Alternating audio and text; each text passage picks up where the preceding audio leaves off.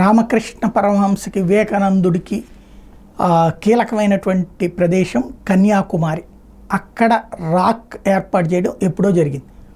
అయితే అది దేశమే కాదు ప్రపంచవ్యాప్తంగా ఉన్నటువంటి వాళ్ళ కోరిక మేరకైతే ఏర్పాటు చేశారు, కానీ తగినటువంటి సిస్టమ్ ఉండేది కాదు ఇదివరకు.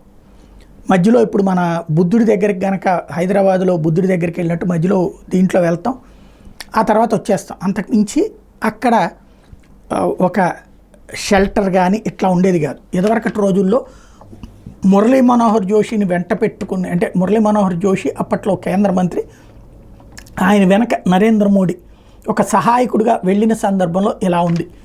అప్పుడు చూసినటువంటి నరేంద్ర మోడీ ఆనాడు చెప్పినటువంటిది ఒక హాల్ లాగా ఏర్పాటు చేసి అక్కడ ధ్యానం చేసుకోవడానికి అవకాశం కల్పిస్తే బాగుంటుంది. అలాంటి ధ్యానమే కదా నాడు రామకృష్ణ పరమహంసకైనా వివేకానందుడికైనా కీలకం అన్నటువంటి. తర్వాత ఇప్పుడు అదే ప్రదేశంలో చూస్తే ఈ విధమైనటువంటి ధ్యానం ప్రస్తుతం నరేంద్ర మోడీ 3 రోజుల పాటు ధ్యానం చేసుకుంది ఈ తరహాలో. అంటే మోడీ తనే కాదు, తన ఆలోచన తీరు ఎలా ఉంటుంది అనడానికి సజీవమైనటువంటి సాక్ష్యం. ఆలోచనాత్మకంగా ఉండేటటువంటిది భవిష్యత్తుకి అవసరమైనటువంటి విధంగా తయారు చేసుకుంటారనడానికి సాక్ష్యమైంది.